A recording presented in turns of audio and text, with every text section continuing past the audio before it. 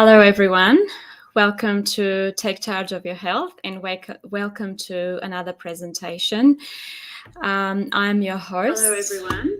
Welcome to Sose Stojkovic, and today we will be talking about our amazing brains.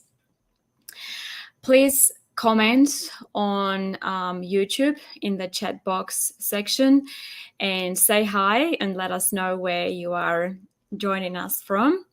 So today, as I said, we'll be talking about our amazing brains.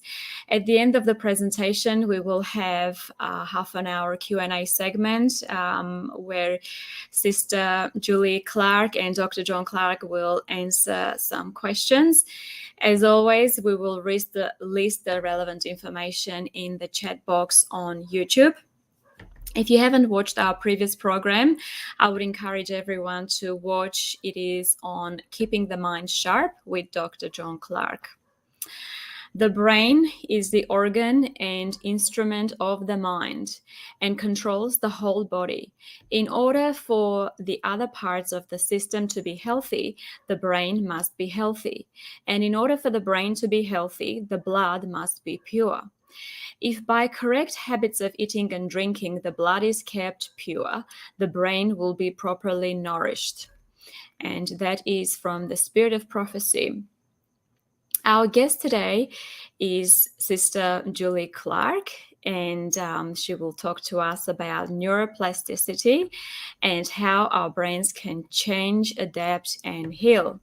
So welcome to our program, Sister Julie. How are you? Good, thank you. That's Thank you. Thank you for being with us today. We are all very excited to hear more about our brains and neuroplasticity. All right, let's start now.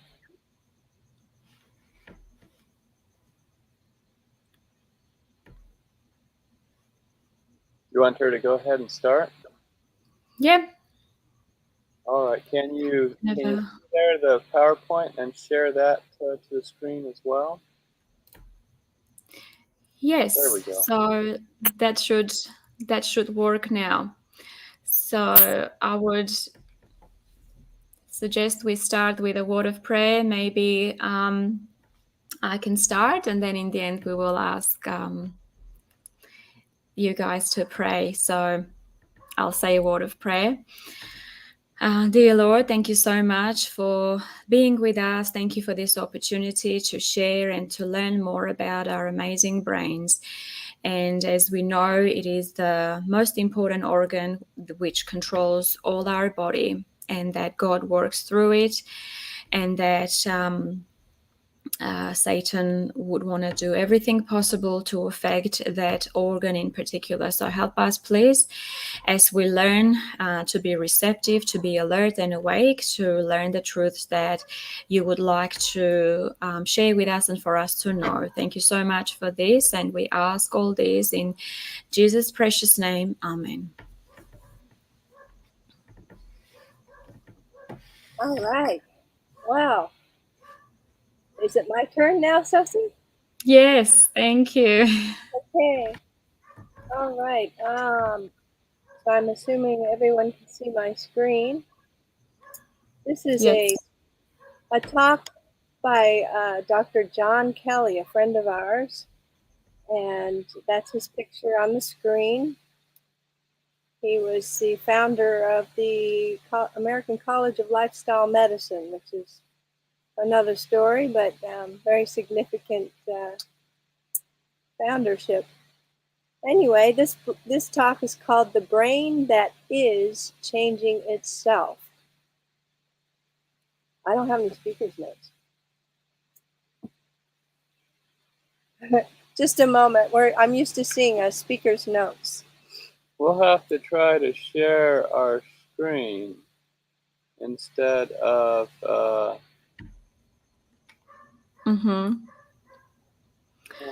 add your Chrome extension. We don't have Chrome. Oh no. Add the Chrome extension. No. So if I removed your slide from the screen, would you be able to do that now, or? Let's give it a try. Share screen. I think we are going to use Chrome.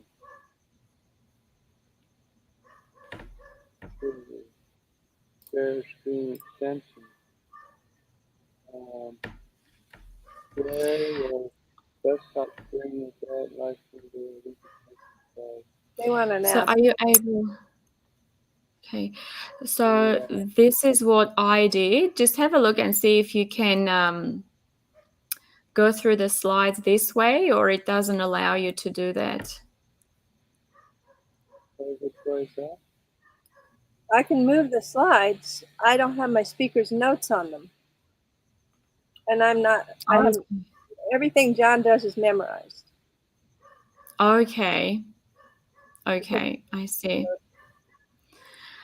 Yeah, the other thing you could do is, I guess, have your PowerPoint on your screen going through them as well as here, which is a bit double the work, but Let's see, they say share screen extension, but they say absolutely nothing about how to do it. You see anything there that says download something or StreamYard screen extension? Share your desktop screen with Studio. Extension is required. Okay.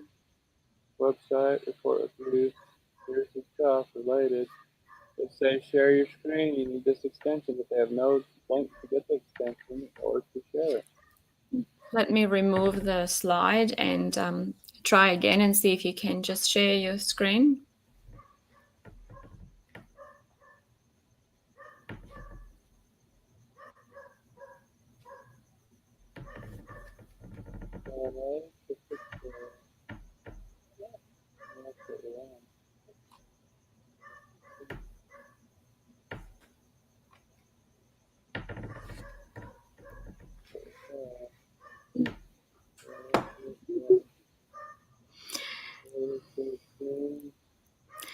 Sorry, it's the new streaming platform and a bit more complicated than what Zoom is. So,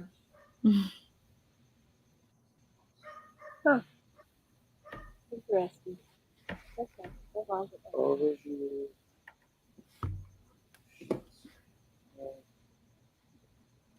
because it works on my end, unfortunately, I guess on your end it doesn't seem to work. What browser do you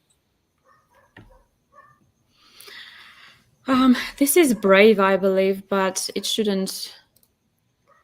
Yeah, it shouldn't really make a difference. I don't know.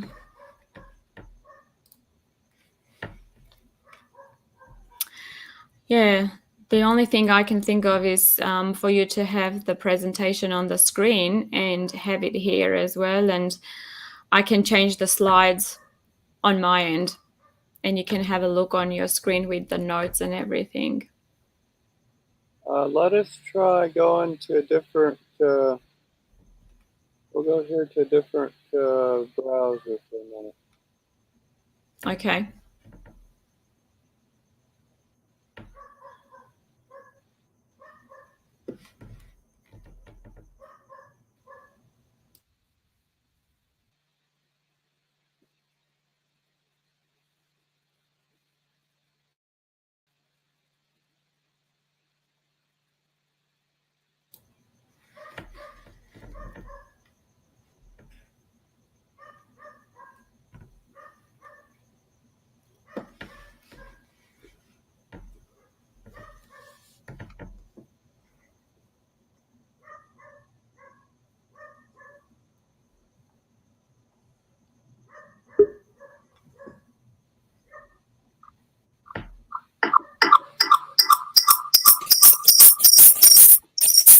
All right, you'll have to shut down the previous one.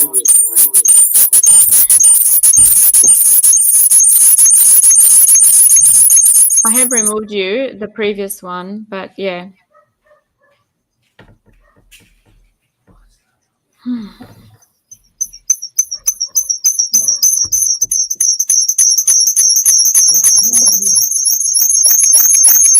I think it's your audio, Dr. Clark. I'm not sure if it's open, if it's still open on the other browser of yours. All right, let me go change that. Okay, I can see another. I can see you've uploaded another file. Can you see the mountains? Okay, let me now Try go to to see if that PowerPoint. works. Start.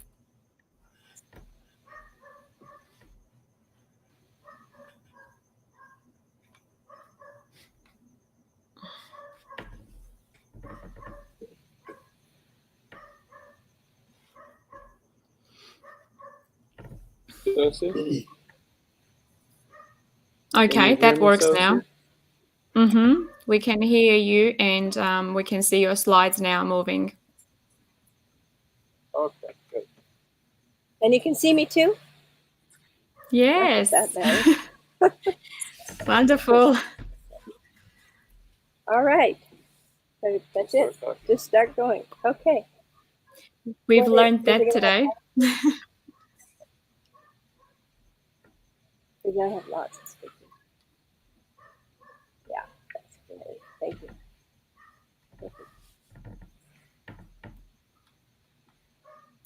All right, let's start again. You ready? Yes, we are. Okay. Here we go. The brain that is changing itself. A presentation that I was happily given to share from Dr. John Kelly. It's exciting news. And it's not the brain that can change itself, but the brain that is changing itself, even right now as I speak. So I'm going to be talking about neuroplasticity. So let me start off by asking you, are you aware that there are two hearts in the human body? Of course, some people will say, well, that's great because, I think I'm going to need a backup. But we're not talking about that. We're talking about that there are two hearts in the human body. One heart resides, of course, in our chest, about the size of our fist. And this is the heart we're most familiar with. In fact, it's arguably the organ that gets the most attention in the body because more money is spent on the heart than any other organ in the organ system in the body. A very large share of medical costs is spent maintaining, fixing, and repairing the pump in the chest. So the chest heart beats 30 million times a year, and you can do that arithmetic yourself, and you just assume 60 beats a minute, and it works out to about 2.5 billion times in a lifetime. The first fetal tissue that we can actually see with the naked eye is the heart, and it's not because it's so large, but because it's pulsatile, it's moving. And you can see the moving tissue before you can see almost anything else, and before there is blood. Your heart has been beating before it had blood to circulate, before you even had blood vessels. If the heart stops beating for a few seconds, you may pass out. And if it remains stopped for a few minutes, you might not wake up. So it's no wonder that this heart gets so much attention and why it's so important to everyone. But there's another heart. For example, the ancient Bible scriptures talk about that as a man thinketh in his heart, so is he. This indicates that we're probably talking about the brain, the frontal lobes of the brain, the center of executive function. And whereas the chest heart is continually beating, and it's been beating since before you were born, the brain is continually making new connections. It used to be thought about 20 years ago that the brain, if destroyed, is irreplaceable, the brain tissue. But now we know that there are stem cells and new neurons being produced. Now the size of our cranium at birth is not much different than it is as an adult. So the question begs, how is it that we get a lifetime of information stored in the space without taking up any more space? And if we could solve that problem in our own closets or cupboards at home, we'd be in really good shape. So we can store, it appears, endless amounts of information in the same space. And the point is, it's a neural network. You can look that up, neural network. It's the most information-dense structure that science knows of at this time. And it's because of the connections. We don't have to have more neurons to store information. We just need more connections between the neurons. So we know that we can make and are making new neurons. However, that's not the primary way that we learn new things. That's just sort of a maintenance or repair system. Some of you might have heard of Phineas Gage, a very interesting gentleman, and he's still famous in our present time. Phineas Gage actually lived in the 1800s, and he had an accident that made him famous. Here is Phineas in the picture posing after his accident, and he kind of looks like a soldier from a Civil War or something with his rifle. But if you look closely, that is actually not a rifle. That is called a tamping rod, because Phineas Gage worked on engineering projects, and his job was to tamp the dirt and rock after they dug the holes and placed explosives in them. And so why would they do that? Well, that's so that when they set off the explosive, it wouldn't just blow out the hole, but rather it would stay down there and blow up what they were trying to move. And one day, yes, as he was tamping with that rod, the unthinkable happened. And the dynamite, the explosive, was accidentally ignited, and it turned his tamping rod into a missile.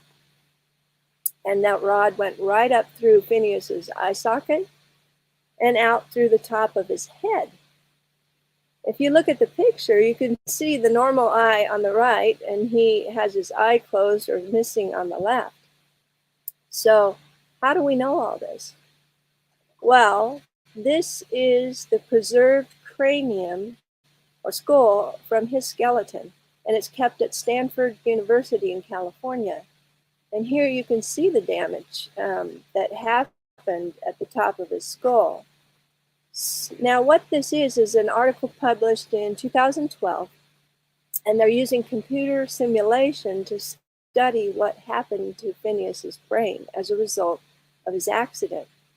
And you're going to see why they're so interested in that in just a minute. Here are some of the simulation models looking at various connections of the brain that were destroyed.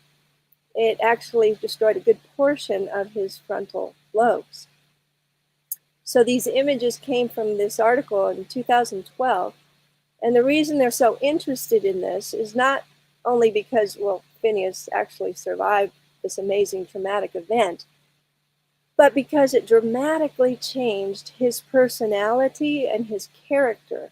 And that is why they're preserved his skull, and they're still studying it. It's in the paper and print of the time when he was alive, it was dramatic. They noted how dramatically this man changed.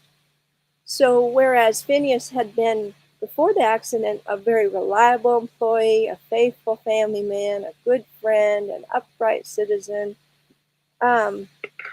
after his accident, he became so that he couldn't hold a job. In fact, he didn't care. He didn't want to hold a job.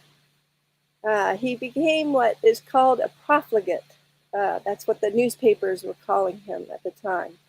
And he ended up traveling to South America, spending all his money, got himself in debt, and ended up returning to the United States, where he died in San Francisco, the port of San Francisco, which is near Stanford University. And that's how Stanford University ended up with his body and his skull. So the story of Phineas Gage was one of the earliest indications of the significance of the brain heart, as it's called. the center of executive function and control in the frontal lobes of your brain. So, the two hearts. We've talked about two of them. Now let me bring another thought to your mind. I can remember when I first saw heart surgery, open heart surgery. I wasn't there present in the room. I watched it on a television screen. But I remember thinking, wow, I mean, it is shocking. It's they take a saw, they cut the sternum apart, and they open up that chest cavity, and it's amazing. Now, in the light of amazing things, a heart transplant is amazing. And they take the person, put them to sleep, cut open their sternum, stop the heart, take it out of their chest, and keep them alive. Put someone else's heart in, put it all back together, and then get them starting to breathe again. And it's quite amazing that even today, they did quite a few of them today in your country and my country. And it wasn't even in the newspaper because we're so used to it. It's like, well, yeah, big deal. Well, it's a really big deal if it happens to you, right? So this is a really big deal that you can do that. So now, do you know that they are actually doing brain transplants? You're like, whoa, no. Well, they are. Not on humans, that's, being widely reported or anything, but they are doing it on primates. And they are pursuing the ability to do this. So you're probably thinking, wow, wow, wow. A heart transplant is a donor heart, but a brain transplant is like a donor body. I mean, so like who wants to have somebody else's brain in their body? I mean, who are they then? And I mean, it doesn't really solve the problem, does it? So now they're trying to achieve this, and it's like I don't think they're going to have a big rush to it. I haven't met anybody that's interested in having a brain transplant. It's an interesting thought, isn't it? So the point here is that the cranial heart, this one is the most important. So if we get a heart transplant, why are we doing it? It's really for our brain, isn't it? Because we want to be alive. We want to be us. We want to keep going. It's obviously not about the chest heart. We're willing to give that one away. But you want to give away your brain? I haven't met anybody yet that wants to do that or even considered that. What we really need is a fix for our brains when they get sick or when they get injured. In other words, we don't want to replace it, I don't think. I don't. So wouldn't it be nice if we could just like rewire it? Or wouldn't that be great? Now, if our brain was a type of computer, we could just, reboot, restart, and get the memory back up restored. Well, I have good news. Guess what? At this moment, while you're sitting here listening to this presentation, your brain is rewiring. And that's what I want to show you. It is absolutely amazing. It's happening right now, and it will be happening when you go to sleep tonight. And it's happening all the time. Neuroplasticity. Neuroplasticity changes everything. It literally does. And by the time I finish this talk, I hope you'll see why I'm saying that neuroplasticity changes everything. Now, is the brain, is it hardwired? I mean, that's what was more or less thought. Some people, could just, well, our brains are hardly wired. And there's a little humor in that, but hardly wired in the sense that it's soft wired. It's much more like a computer memory than it is some kind of wiring board or the old telephone switchboards from way back when. There's a book out by a doctor named Norman Deutsch, and it's called The Brain That Changes Itself. And I'm going to be sharing a few stories from his book. It's a very interesting book. The most valuable real estate on the planet is not, well, over here it would be like Beverly Hills, California, or maybe in Australia it would be Bellevue Hill, Sydney, or some famous resort-like location. The most valuable real estate on the planet is brain real estate. Brain real estate is the most valuable real estate that we have, and guess what? It's sold to the highest bidder. Your brain real estate is being sold to the highest bidder and is being used for what you ask your brain to do. So every day in your life, this real estate builds up over a period of weeks. And our brain is being used for the things that we most demand of it. So stick with me here. So you're going to see. Science has discovered that a brain is a lot like bone. We used to, we thought of bone for so long like a hard piece of concrete. You know, it's just hard and solid. But do you know that your bones are actually living and changing continually? Bones are not hard. They're hard in the sense of like being strong, but they're not, you know, they're full of living cells, and bone is constantly being taken down and replaced, kind of like the roads on the highways around the place. When you break a bone, the body instantly starts repairing it. And it's within, a week, it's already hardened up in its place. And it's only 6 weeks after the accident that, it's healed. They take the cast off. It's strong enough that it's going to stay there. And so that process, people think, I have a friend that just their child got a broken collarbone, and it's not quite set perfectly smooth the way it had been. And she was worried, oh no, there's this big bump, and what's going to happen? But my husband was, worked with orthopedic, he was an orthopedic surgeon, and bones keep remodeling. They keep moving, changing, and getting itself right over a period of 2 years. And so if you break a bone now, and 2 years from now they take x-ray, sometimes they can't even tell that it had been broken. So they're remodeling, they're alive, the cells. And so our brain is like bone in that we know that the brain is constantly doing the rewiring. It doesn't have to be like after some injury like Phineas Gage had.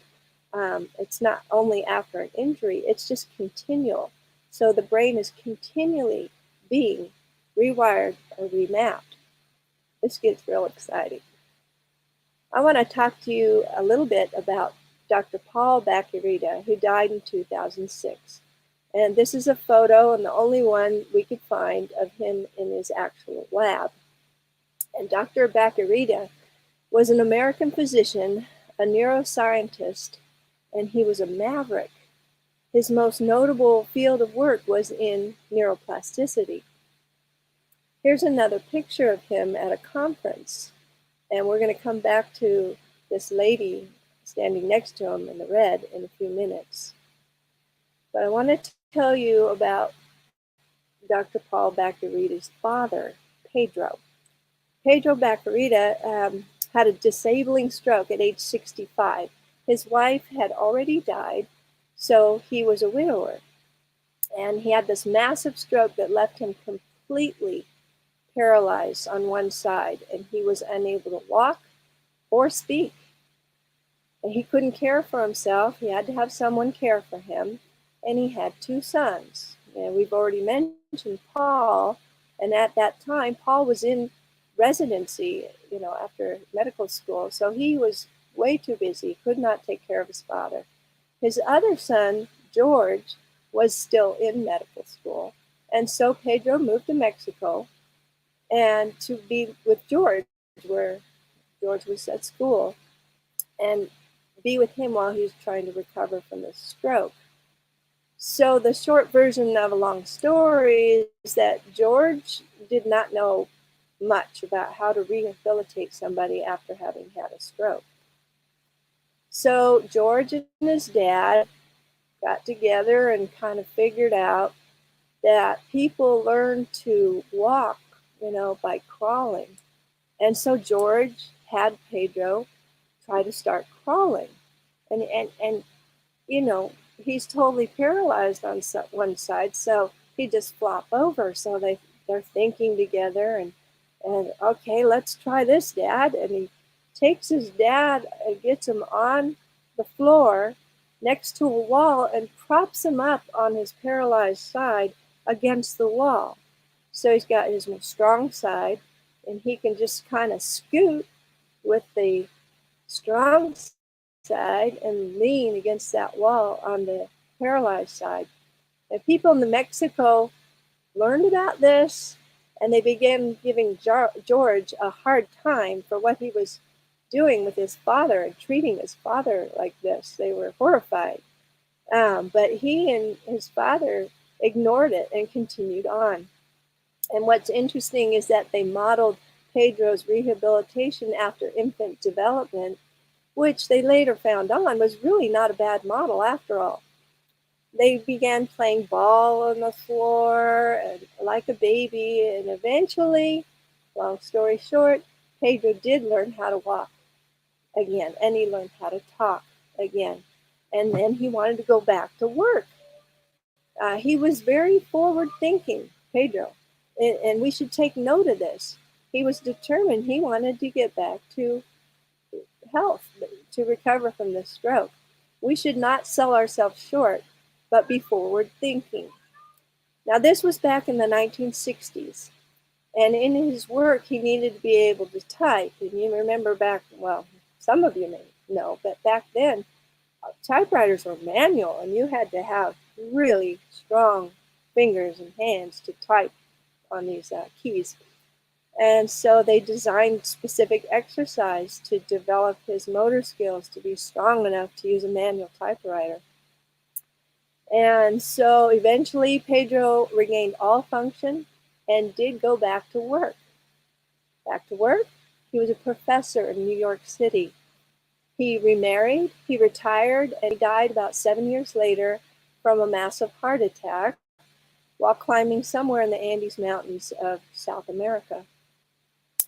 There had been an agreement between Pedro and his two sons, his two doctor sons, that when he died, they all wanted to have an autopsy of his brain to prove the recovery of his brain, because it was so obvious that he had recovered, and that was considered impossible to recover.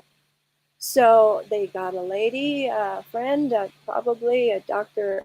Aguiar, Mary Jane Aguiar, who performed the autopsy, and what she found was not at all what they were expecting.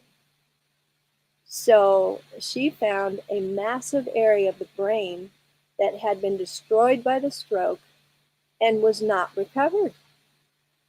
A brain that could never have done what he did, going back to work as a professor and remarrying and the whole 9 yards.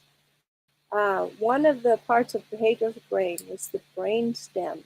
It was 90% dead in this man who had been living and functioning normally. That's incredible. 90% of his brain stem. And so it was not like this man's brain had somehow healed. He had massive death on one side of his brain and 90% of dead tissue in the brain stem. And this shocked all of them. They're all doctors going, this is impossible. What used to be taught was that there are anatomical brain areas of the brain that did certain things. But now we understand that's not true. And we're not saying that parts of the brain don't do certain things. They do, but it's not hardwired that way.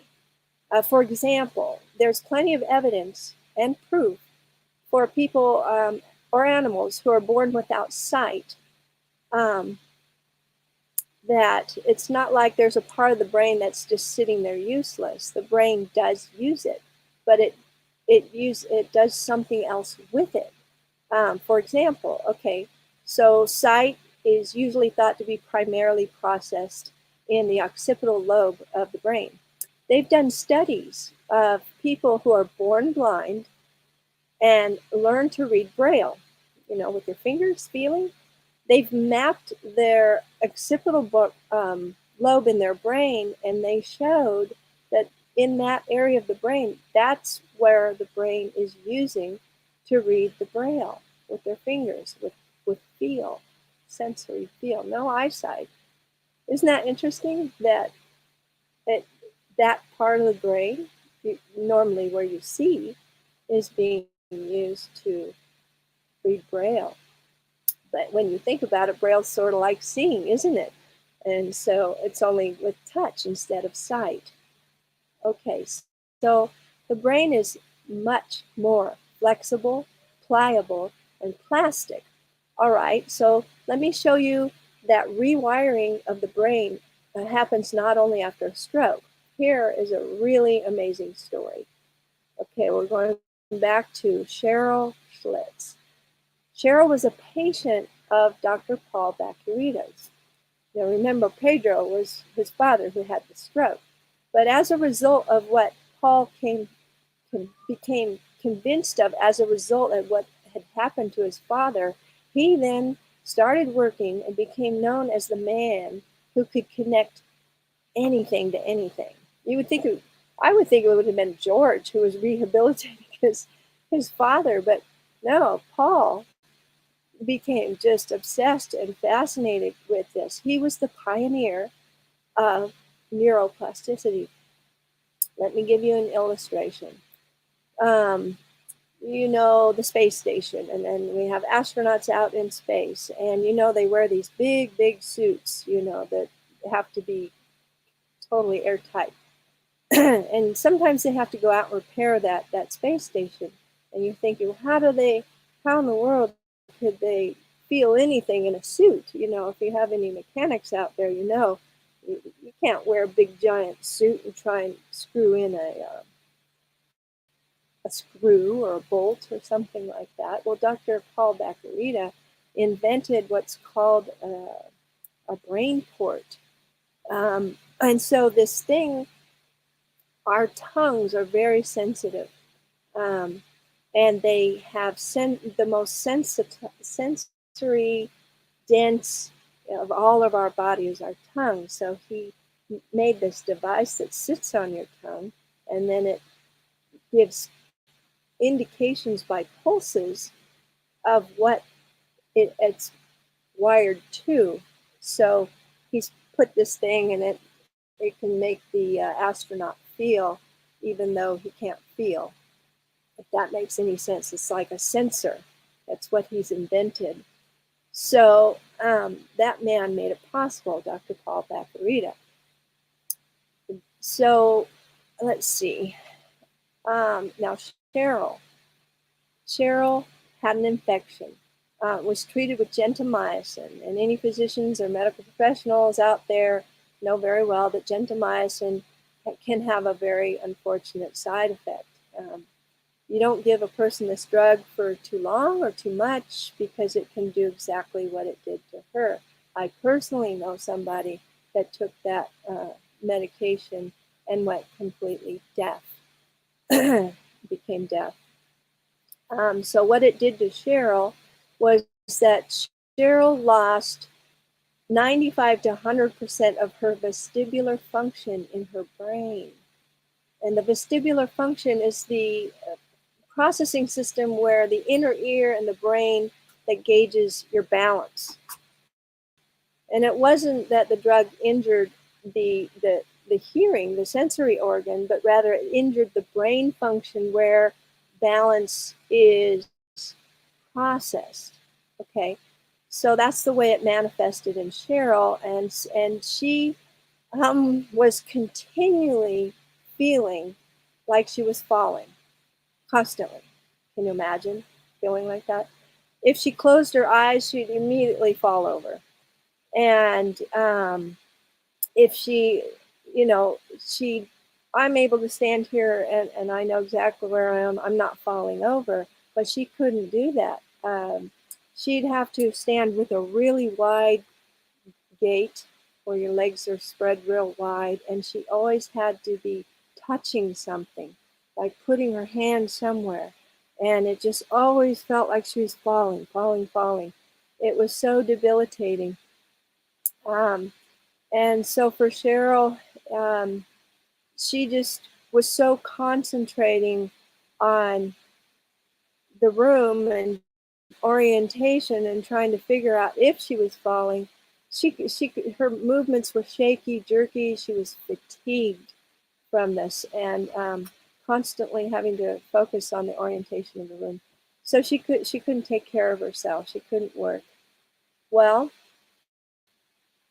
she found Dr. Paul Baccarita, and he invented an accelerometer.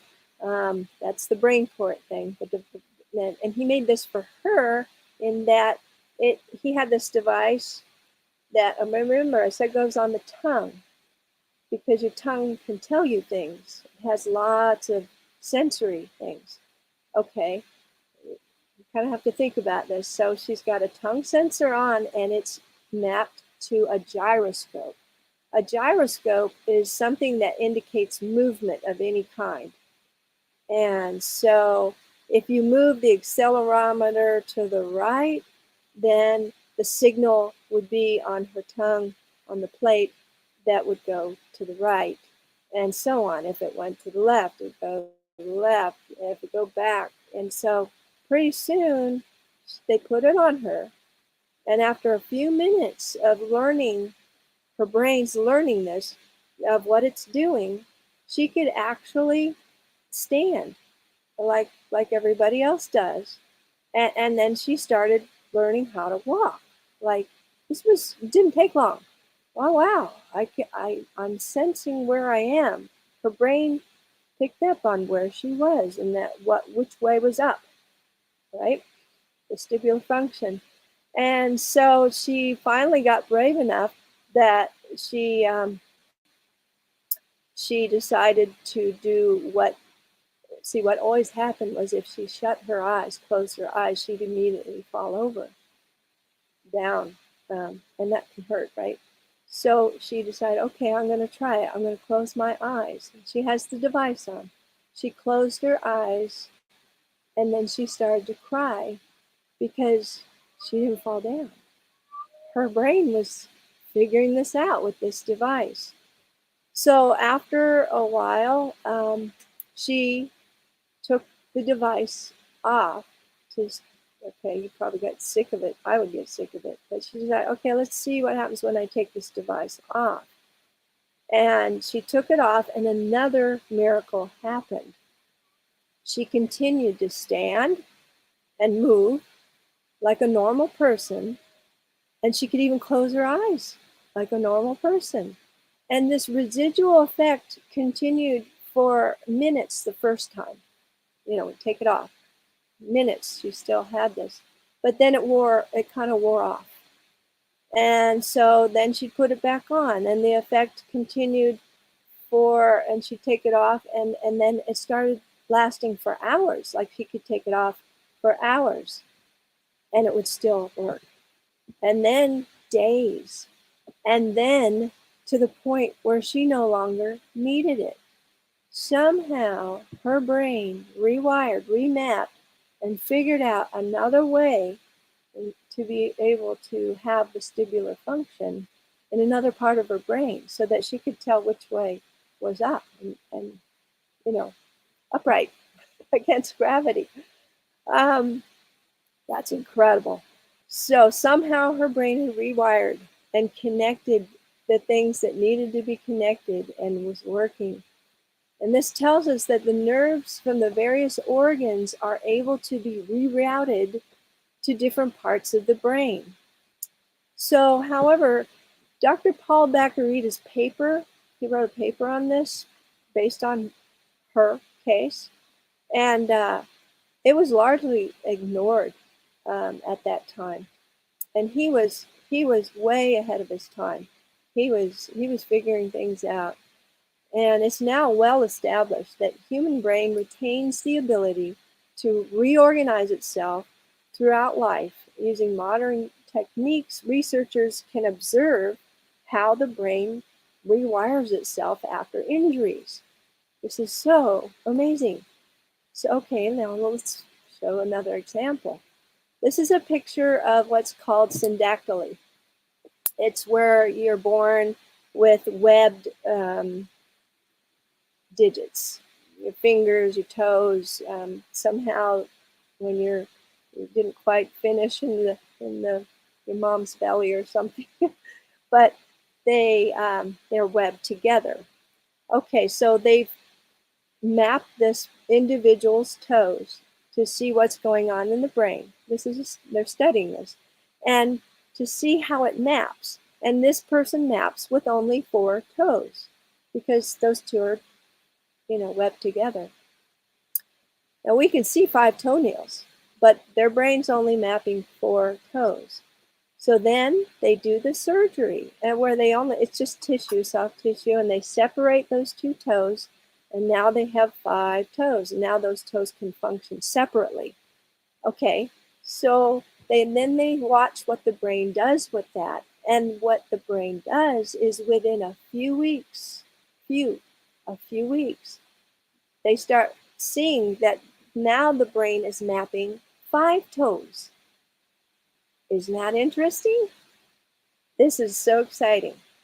So they've even tried it other ways. They've taken studies where they'll take monkeys and they'll say, okay, let's sew up 2 of their digits together and see what the brain does. So the monkey has, 5 digits, and then they sew up 2 of them and see what happens.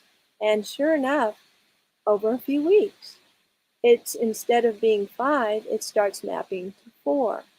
Then they thought, oh, let's see if what happens, what your brain does. Let's map, say, the thumb and the last finger together. And sure enough, the brain compensates. Then it starts looking at it as one. They map together.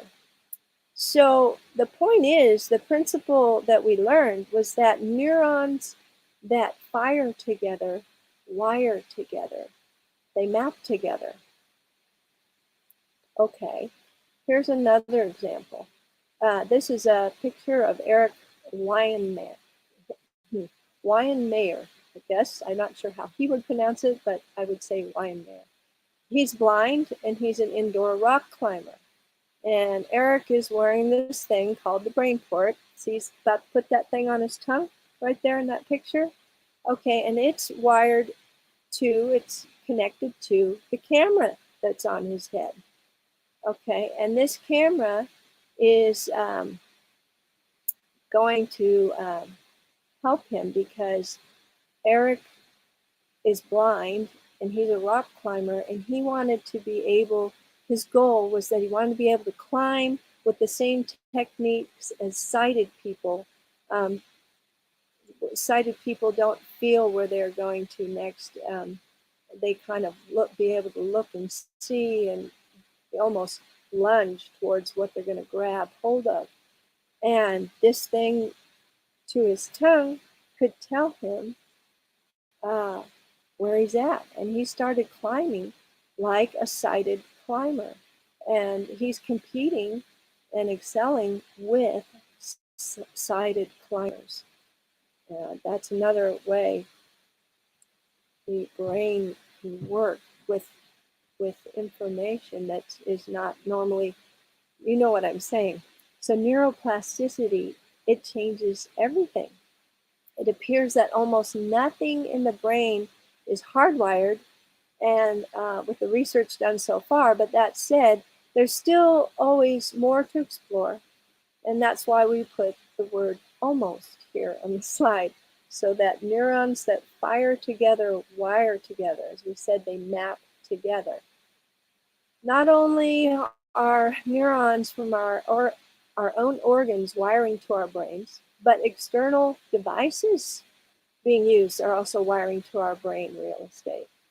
Have you ever gone to a park where they have a skateboard park or a bike park? Or you see these young people with their skateboards or their scooters or their bicycles, and they're just doing the most unbelievable tricks. They can go flipping through the air upside down, like you would say, that's impossible.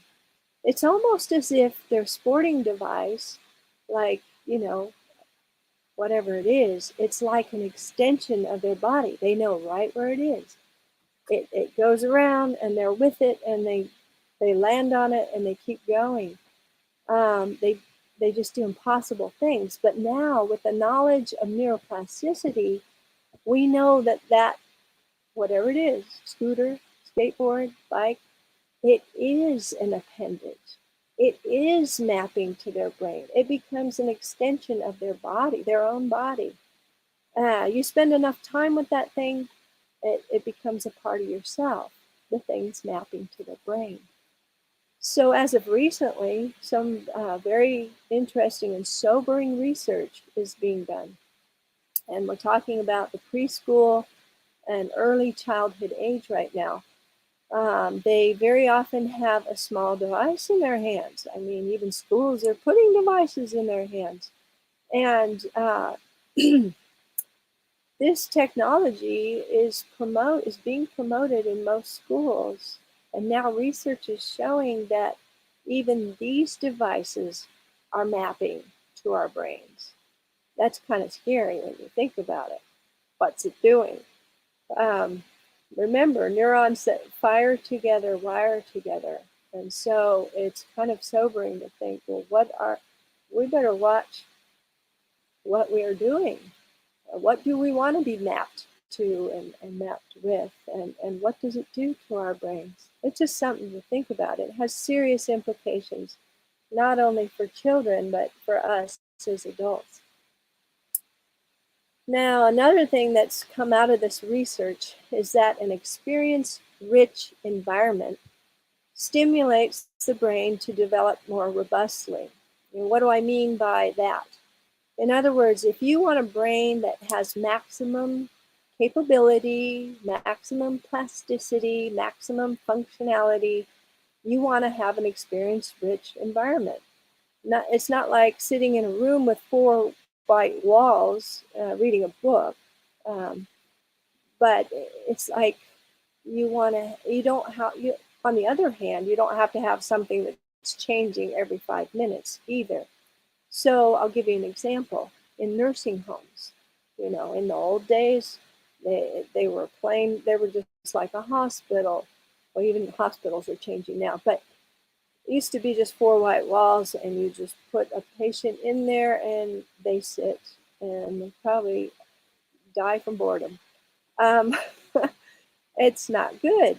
Now, what they're doing is they're giving them an experience-rich environment. They give them pictures to look at, activities to do. They let pets come in so they can touch them and love them, and they give them people to come in and teach them things. They play games together with them. And so they're finding in nursing homes that people who actually are put into a nursing home that's doing that, they sometimes totally recover from whatever it was they were put into the nursing home for, and are able to go back out home because they're given an experience-rich environment that's stimulating their brains. And so, yeah, they provide exercise classes, hobbies. It's just really exciting what's happening in this realm. So another thing that people can overcome weaknesses with proper strengthening exercises that remap the brain the proper way. I'm no expert on this, but there are specialists that specialize in neuroplasticity to create programs that do. They're designing programs for all ages of people with all kinds of disabilities and seeing really dramatic improvements with remarkable results. They're helping people with children who have autism, people who have had strokes, people who've had brain injury, people who've been born without parts of their brain. They're even using it with people like with schizophrenia. The field is so new, and the fuller spectrum of results are not fully seen and published yet, but it's ongoing. It's a new field, and it's happening. There's new stuff they're discovering about the brain and this neuroplasticity all the time. So the point is, it's never too late to improve and strengthen your brain. They've done this with younger people, middle-aged people, and older people, and they're finding it's never too late. They found that a person that had a stroke 20 years ago, and that, they have this deficit, this problem from a stroke 20 years ago, and they apply programs to them in light of neuroplasticity, and these people are recovering from a 20-year-old stroke. It's so exciting. New neuroplasticity is that the point is you want to keep your brain strong and healthy and new things. So you see, you don't transplant, and I don't want one. And I want to share more. In the Bible, there's an interesting. It says you a new heart, a new spirit, a heart of stone out of your flesh, and give you a heart of flesh. Now that gives a whole new meaning to being hard-hearted, doesn't it? And you think, okay, when we hear the word heart, we always think of that chest heart, and now we can start thinking about the brain heart. Maybe the Lord was talking about that. What I realized in learning about neuroplasticity is that this rewiring is happening continually. And I think that built into the creator's design is a provision for continual remapping and rewiring of our brain. And science proves and reveals to us that this is happening. Of course, science may differ with us as to whether or not there's a creator, but nonetheless, we agree that this is a property of our brains that is remarkable. So your brain is changing itself right now, tomorrow, constantly, depending on what you're doing with it. And you can't alter that fact. It's changing. So what you can do is this. You can guide and direct that rewiring by choosing what you use your brain for. Now, we don't have anything against crossword puzzles, but what would be much more useful to you is to take up something you have no idea how to do. So for some, it could be bicycling or swimming or art or a musical instrument or a new language. The possibilities are almost limitless. So here are some principles about rewiring the brain, sort of a summary. The first principle is focus. Your brain, you cannot build brain plasticity by doing something that's mindless, something that you can have a conversation while you're doing it. You need to have total focused attention.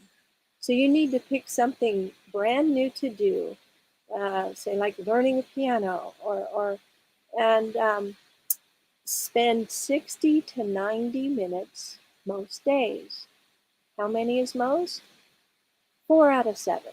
Okay, so say 4 or more days a week, spend 60 to 90 minutes learning something completely new. And it could be physical, it could be mental, or it could be spiritual. But the more complex, the better. The second principle is learning. As I was saying, you can't just practice what you already know. This is for building the strength of your brain plasticity, its ability, its alacrity, its rewiring. So it's got to be new. A new career, a new musical instrument, a new hobby, or even deep Bible study. The third principle is sleep. This is becoming more important than we realize. And so your brain really is, it's important for all kinds of functions to get really good regular sleep. It's critically important for rewiring the brain. Sleep is key for short-term wiring and to be transferred into long-term wiring. It's critical for health physically and mentally. The fourth principle is food. Can you believe that? Rewiring requires good nutrition for both the body and the brain. And it's well studied and well known that foods affect our brains, and some foods make it slow, and others overstimulate it. And some foods are tremendously helpful. Diet definitely affects the brain than most people realize. Okay, so here's another principle and very interesting: a clear conscience. Rewiring the brain requires a hopeful, guilt-free mind. Distraction, consuming of brain consuming your brain energy on issues of guilt or resentment or problematic relationships, it interferes with rewiring the brain. So our brain's ability to rewire well needs to have a healthy, hopeful outlook and one without guilt or a troubled conscience. There's books you can read that can help, such as like Pathway to Peace, or we know of a book called The Law of Life by Dr. Mark Sandoval. That's a very good book. You might want to look that up, The Law of Life by Dr. Mark Sandoval. The last principle for rewiring the brain is optimal circulation and this word I always get messed up, oxygenation of the brain. This rewiring process cannot happen without nutrients and oxygen in the brain. So what you want is good cardiovascular fitness. Exercise is key. And I'll give you an example here. One is that there's a Dr. John Ratey, and he's an associate clinical professor of psychiatry at Harvard. And he's been studying neuropsychiatry and studies of how exercise affects the brain. And he has shown that exercise literally changes the physiological shape of your brain. Science shows that exercise has a profound impact on the brain, and it really does in all kinds of ways. There's a story I can tell you quickly that my husband helped a man who was a nurse anesthetist, and he finished his school and he needed to pass his boards. And he took the test, failed, took the test a second time, failed, and you're only allowed 3 times to take it, and then that's it. So he found my husband and said, "What do I do? I can't fail it the 3rd time. My family are depending on me to provide, and I've done all this school, and I'm in debt from the school fees, and I've got to pass this test. I've got to pass this boards." And so my husband came up with a plan for him based on these principles we've been talking about. But what was key for him was exercise. So as he's studying and as he's eating well and getting his sleep and doing all these things, he was exercising every hour. He'd run down the driveway, run back, and he's just really working on exercise. What's interesting is that when he went to take that board, that final board test, they everybody was astounded.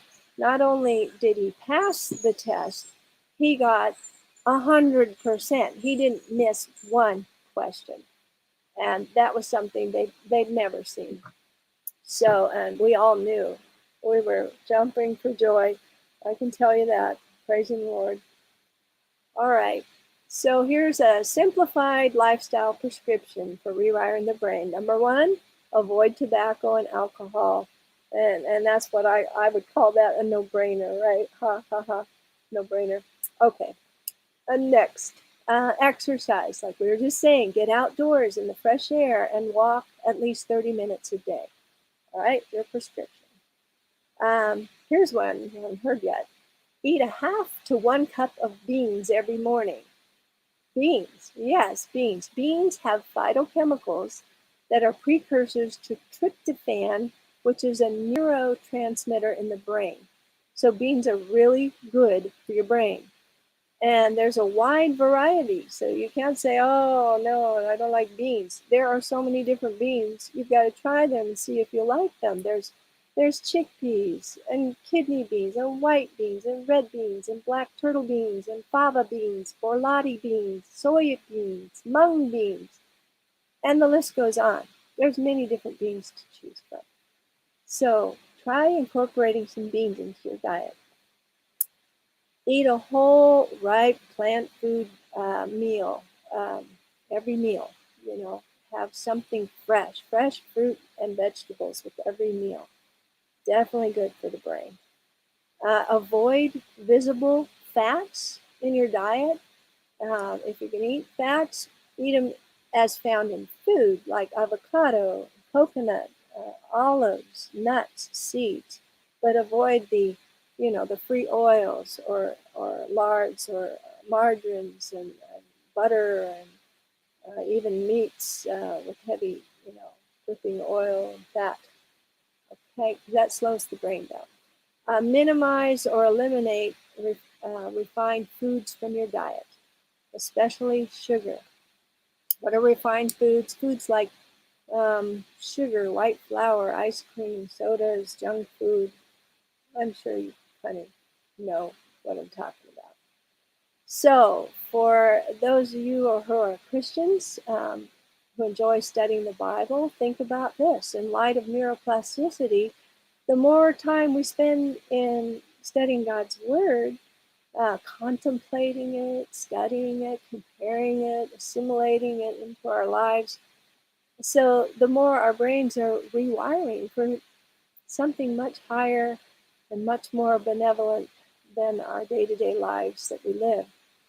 We can be preparing ourselves for eternity with our Creator. And knowing all this about the brain makes us realize and much more appreciate our God-given ability to be healed and to be growing heavenward.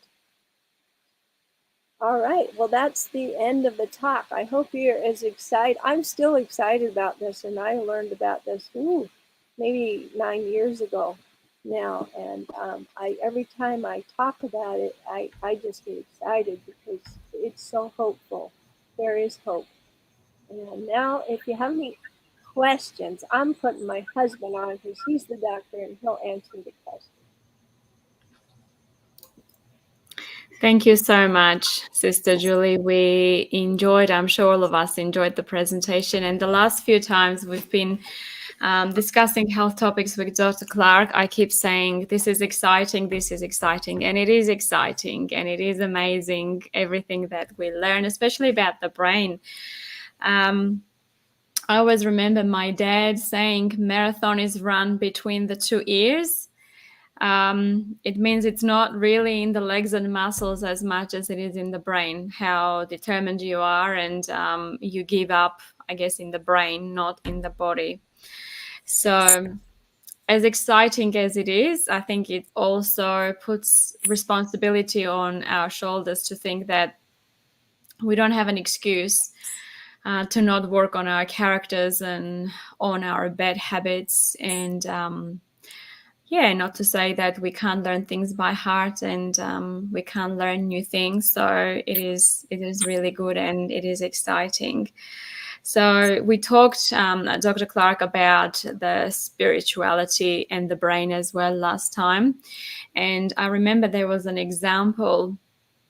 I can't remember if you brought the same example or not in prison that they did an experiment on two groups of people, offering them to go on plant-based diet, and the other group went on just the standard American diet. And the group that chose to go on the plant-based diet showed like less signs of aggression, and they even regretted what they did. Is that right? Yes, that's correct. That was a very interesting experiment for sure. Diet makes such an impact on your personality and your character. Yeah.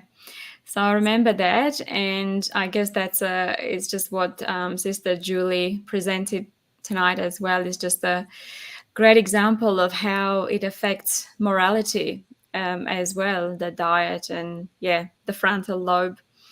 So we have questions. I encourage everyone who has questions, please type those in the chat section. All right, so let's just address the first question, and that says repetitive noises are extremely annoying to me. For example, when person next to me is constantly sniffling, is there anything I can do to help myself?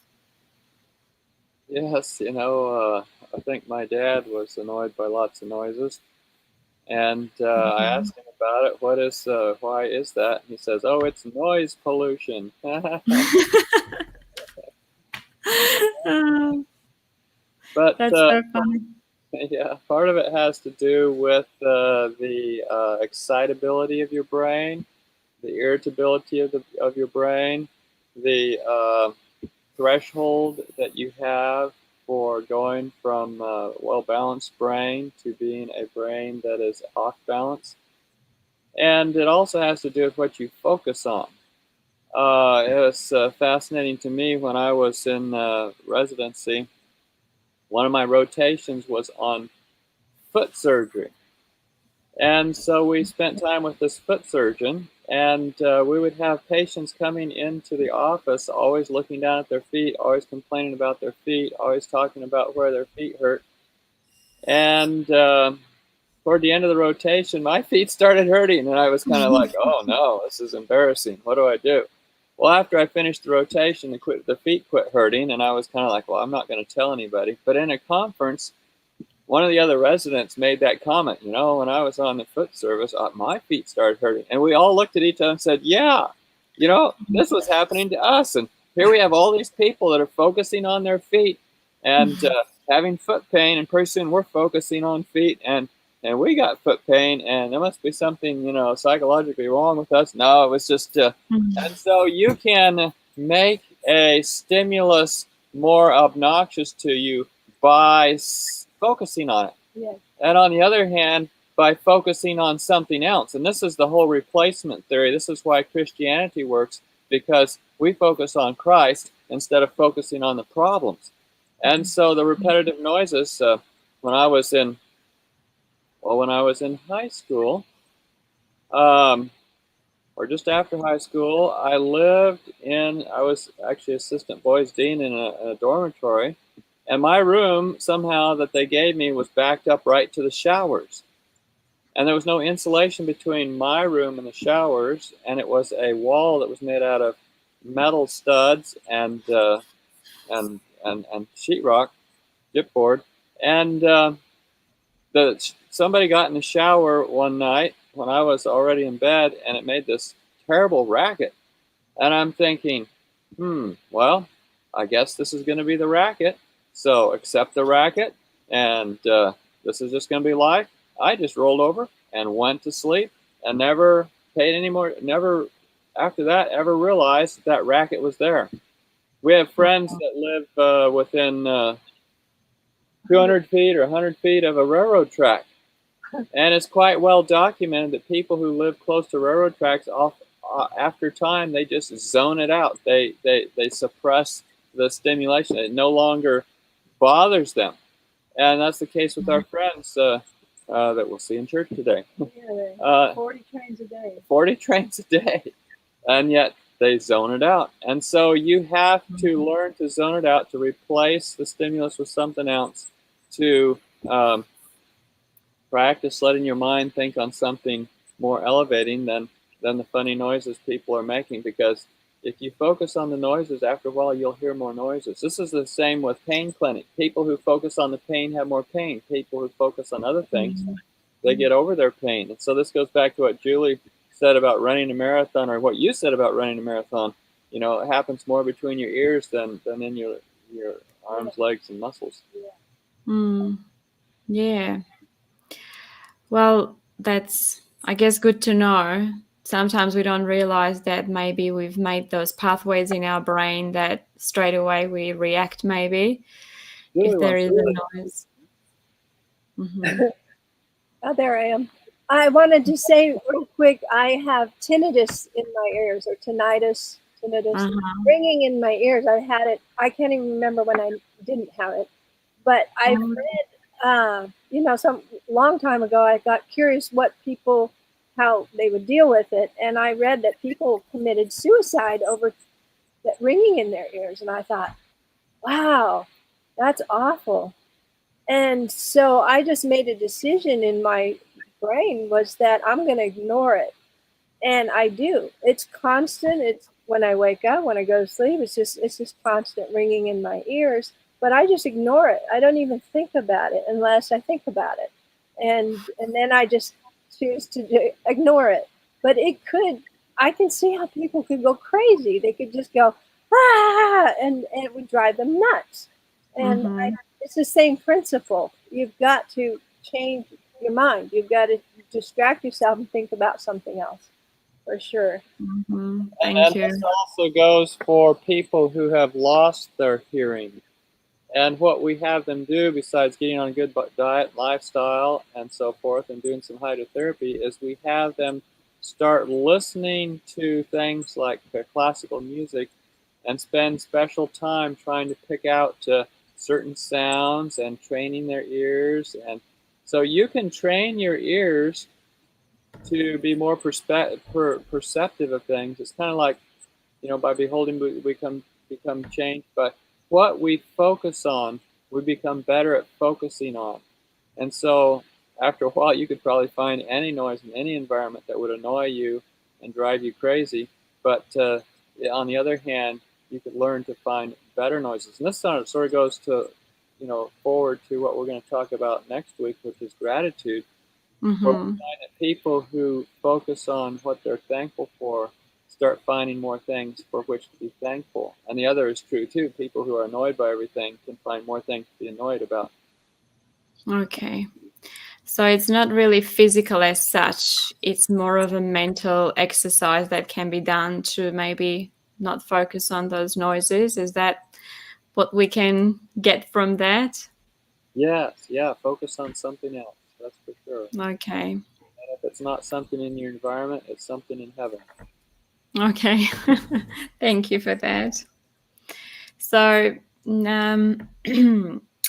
Sister Julie mentioned about the destroyed tissue that we thought it can't recover, but it can. What about the brain cells that are lost? Let's say from drinking alcohol, or for any reason, brain cells may be stressed that are destroyed. Can brain cells recover, or that's once they're lost, they're lost?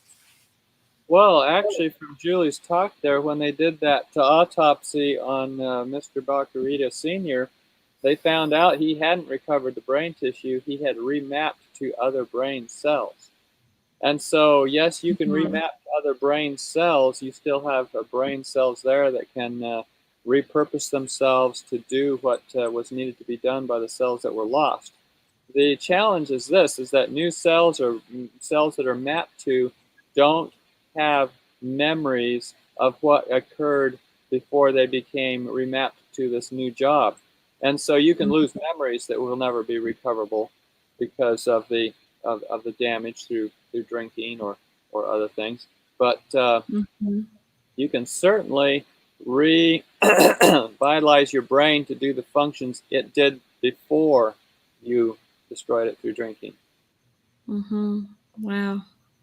Or you can relearn then in that case. You can learn new skills as if you never knew, like how how he learned to walk by crawling. That's, I Yeah, guess, you can learn new skills as if you never knew it. part of it has to do with having direction. You know, these people who came to Dr. Bacarita didn't know what to do themselves before he started teaching them. And some of the devices he had helped. The same would be true of somebody who, who in some sense wanted to make changes for the better. So, like Mr. Phineas Gage, had he had somebody to help him learn his moral choices again, to encourage him in that direction, of course, prayer is important too. It would be assumed that he could have regained other parts of his brain, could have regained the function he lost, and he could have become back to be a moral person. I would suspect that would be the case. And so, anytime you have these losses, sometimes you need somebody to help you where you have become deficient in moral strength. So that, I guess, takes me to my other question, Dr. Clark. Obviously, in his case, his frontal lobe, the damage was done to his frontal lobe, right? Yeah. And a lot of the times, sometimes there are court cases that I have listened to. A lot of the times during these court cases, they discovered that the people that have, let's say, sociopathic or psychopathic tendencies, or they have committed terrible crimes, they have damage to their frontal lobe. Is that something that can recover in that case? If your frontal lobe is damaged and you are making morally poor choices? Yes, indeed. In fact, there's a doctor, Dr. Daniel Amen, out in California, who's sort of championed this research, being able to scan it with a SPECT scan. And he'll take people whose frontal lobes have been burned out on methamphetamine or marijuana or caffeine or nicotine. He'll show initial scans showing the frontal lobes are poorly perfused, have poor blood supply. And then he'll put them on a program, both nutritionally with supplements and with brain stimulation, to straighten out the problem, and then demonstrate after a period of time that on SPECT scan the frontal lobes reestablish their blood supply or improve their blood supply again. And so it can be done. It has been shown to be done. And so, yeah, it's. I mean, I suppose there's some people who've damaged their brains beyond recovery, but that'd be hard to prove. I'll just give you another example. There's a there was a child that was born to a mother, I think it was up in Omaha, Nebraska, where the child had anencephaly, which means they had no brain. They just had the brain stem. And but the mother didn't want the child to just pass away. So she started massaging them and stimulating them, talking to them, just doing all kinds of things just to love them. And over time, their brain developed. And they started gaining functions which were thought impossible for how little brain they had. And so the brain was like growing. And so there's definitely a lot of potential and hope for brain damage. Wow. How interesting is that? Then in that case, if we go back to our childhood, some of the damage may be done in the childhood. So I'm not sure if that means that some of the brain has not developed because of that, because of trauma or being mistreated. So I guess that also with correct nutrition and different brain exercises, maybe that can be restored as well. Yeah, no, that would definitely be a case. And And of course, religiously, when we think about the fact that people were born into families where their parents abused them or neglected them or left them subject to abuse and neglect of others, and we say right away, well, you chose the wrong parents. And Mm-hmm. saying, well, wait a minute, I didn't choose my parents. But you can choose your parents. You can choose a new family. You have to be born again.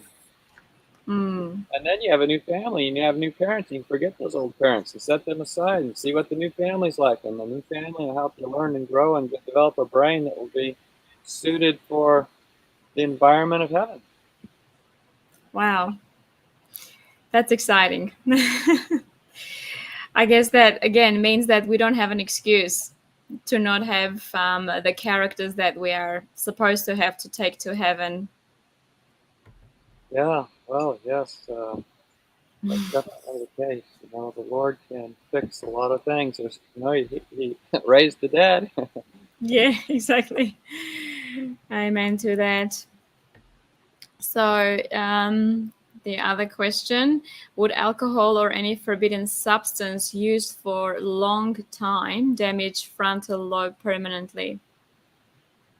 And that kind of goes back to Daniel, amen, where it looks like, he's demonstrated that you can recover frontal lobe function and frontal lobe physiological function as well through good habits and good stimulation. So, and ultimately, the best thing for stimulating your brain is Bible study, associative Bible study, comparative Bible study. For example, I'm not just saying read your Bible through in a year. There's nothing wrong with that.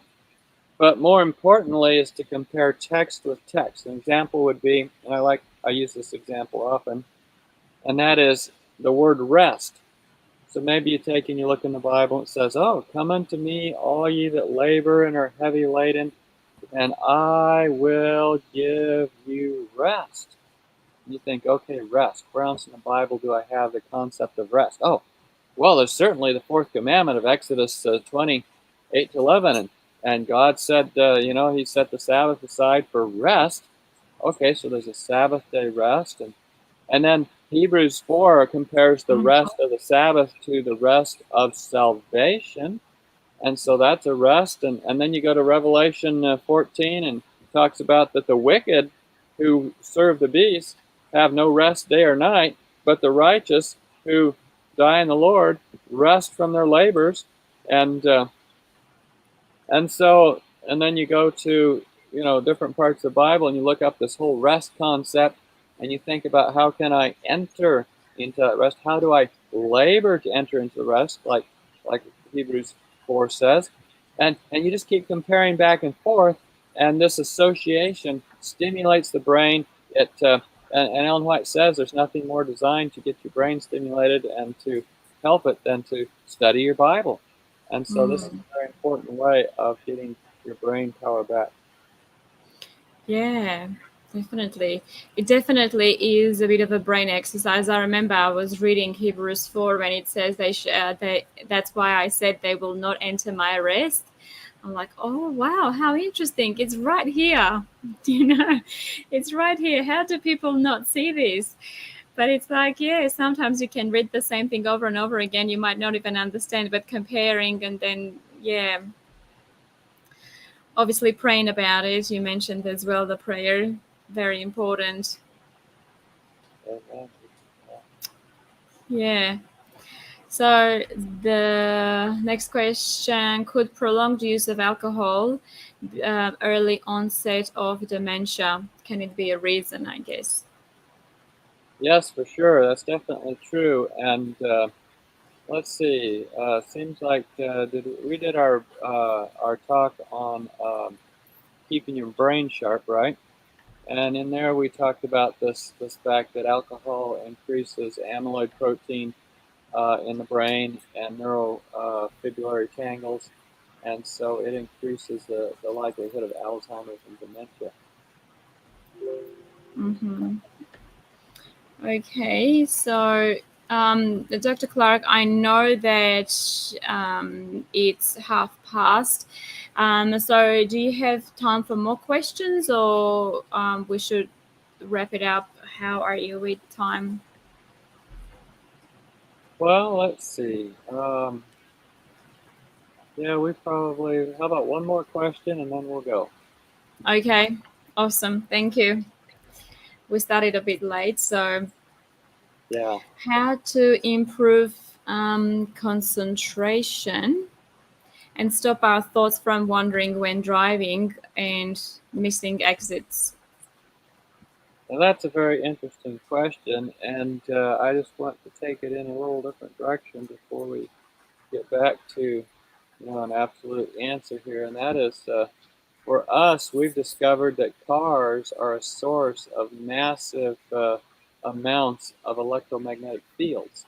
Mm. And so when people are in these cars with massive amounts of electromagnetic fields coming from the engine, coming from the dashboard, coming from the electronics, coming from the cell phones in the car and so forth, that it depresses brain function.